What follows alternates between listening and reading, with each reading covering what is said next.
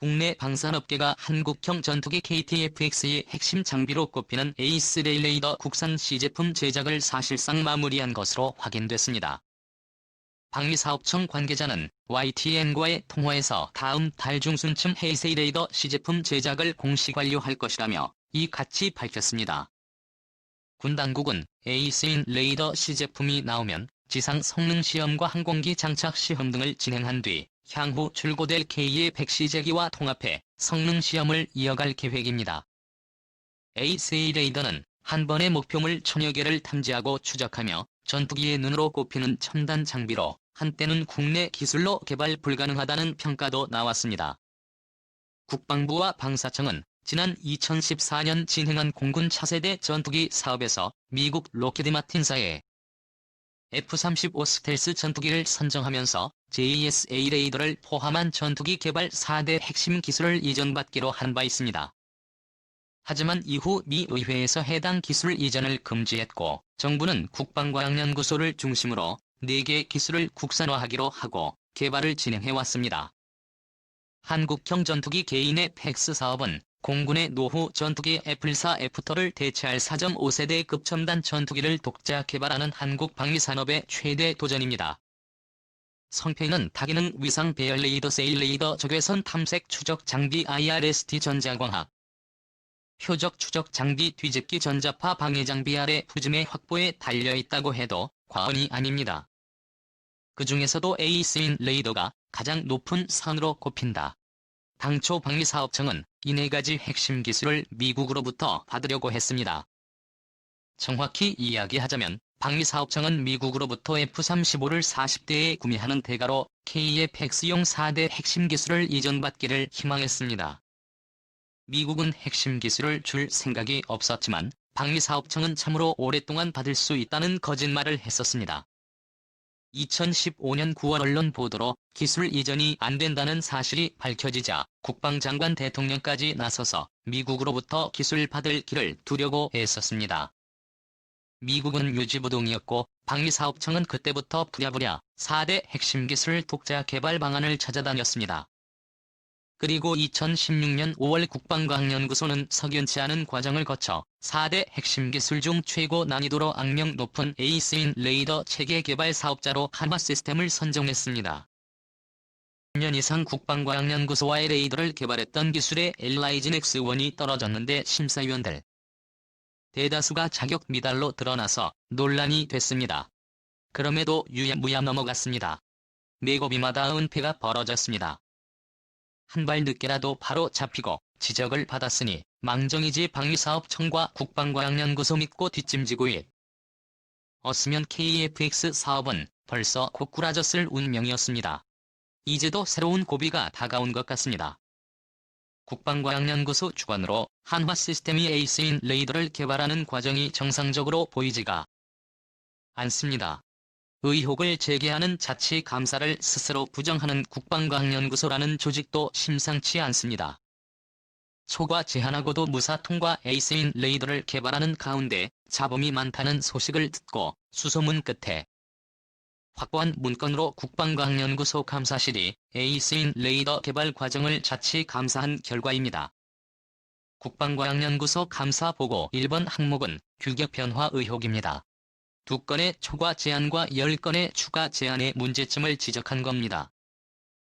이 개발 사업자를 선정할 때 정부 기관은 제안 요청서 아래 부피를 내놓고 업체들은 그에 맞는 사업 제안서를 제출합니다. 정부 기관은 업체들의 제안서를 평가해 사업자를 고릅니다. 업체들이 이때 높은 점수를 따기 위해 종종 쓰는 수법이 기술과 성능을 부풀리는 초과 제한과 아래 부피에 없는 기술을 들이미는 추가 제한입니다. 한화 시스템은 이런 초과 제한을 2건 추가 제한을 열곤 했습니다.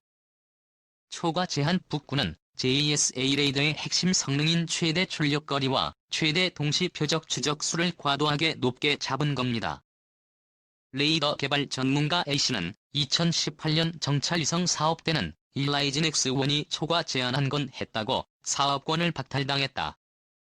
초과 제한을 2번이나 했는데 사업이 1,300만 원 깎는데 그쳤다면 누가 뭐라고 해도 업체의 특혜다라고 목소리를 높였습니다. 국방과학연구소 감사실은 초과 제한 기술권뿐 아니라 추가 제한한 기술 10건 중 5건에 대한 감액 상계 등 징벌적 조치가 미흡하다고 봤습니다. 유례없는 9번의 수정계약 감사 보고 이번 항목은 빈번한 수정계약에 따른 업체 특혜 의혹입니다. 국방과학연구소는 2016년 7월 한빛시스템과 1,006만 87억 원 규모의 해이세이 개발 사업을 계약한 이래 9번이나 수정 계약을 했습니다. 무기체계를 개발하다 보면 난관에 봉착할 수 있고 그럴 때는 계약을 수정할 수도 있다고 생각할 수 있습니다. 게다가 HA는 한국 방위산업의 전인미답도전입니다. 하지만 무기체계를 개발하는 동안 수정 계약하는 일은 극히 드문 게 현실입니다. 수정 계약을 하면 감사원이 눈여겨봤다가 감사하기 때문에 국방과학연구소 방위사업청은 수정 계약을 병적으로 싫어합니다.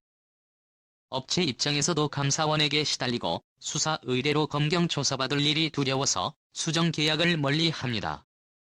그래서 작전 요구 성능 ROC가 강화되는 경우가 아니고는 어지간하면 수정 계약은 없다고 보면 됩니다. 그런데 에이스 레이더 개발 과정에서 수정 계약이 9번이나 이루어졌고 특히 3차, 5차, 7차, 9차 수정 계약 때는 사업비가 447억 원 증액됐습니다. 에이스인 레이더 개발 사업비는 이로써 1,006만 87억 원에서 1,134억 원으로 26.5% 급등했습니다. 작년 11월 5만 19억 원 규모의 신규 계약도 한 건 추가돼 사업비는 26만 54억 원이 됐습니다. 전체적으로 사업비는 계획보다 571% 늘어났습니다. 레이더 개발 전문가 비수는 9번의 수정 계약과 1번의 신규 계약을 두고 전무후무한 일이라고 지적했습니다. 개발 중에 성능 기술 돈 같은 데서 문제가 생기지 않고서는 이런 일이 벌어질 수 없다고 잘라 말했습니다.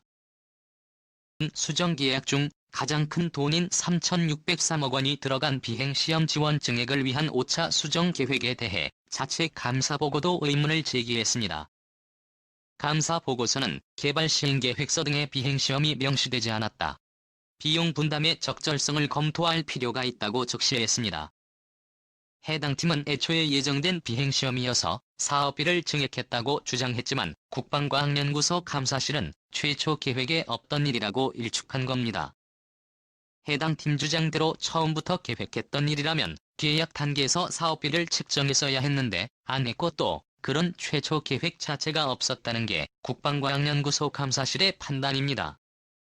내부 고발에는 인사부 1감사보고 3번과 5번 항목은 지형 추적 모드 개발 관련 내부 고발 국방과학연구소는 KT X의 자동 적응 비행을 위한 지형 추적 모드라는 기능을 레이더에 추가하고 한화 시스템의 개발을 맡기기로 작년 11월 결정했습니다.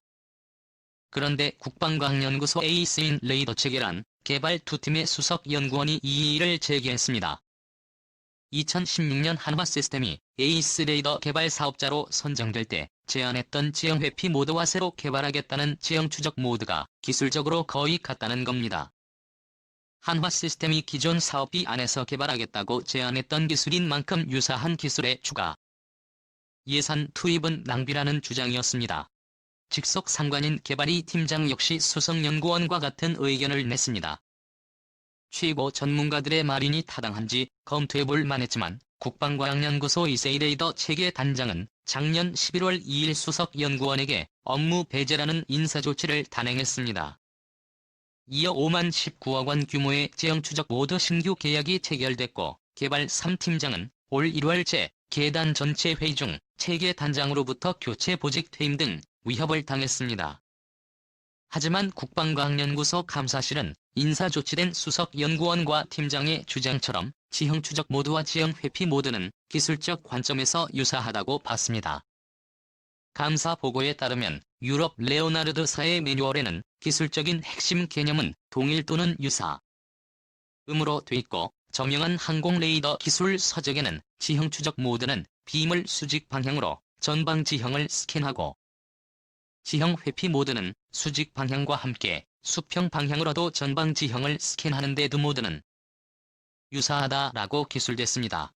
의 성능 면에서는 차이가 있지만 기술적으로는 같다는 결론입니다. 감사 보고에 따르면 수석 연구원과 개발팀장의 문제 제기는 합당했습니다. 국방과학연구소 감사실은 두 사람의 상관인 체계의 단장의 행위를 직장 내 괴롭힘 즉 갑질 행위의 소지가 다분하다고 판단했습니다.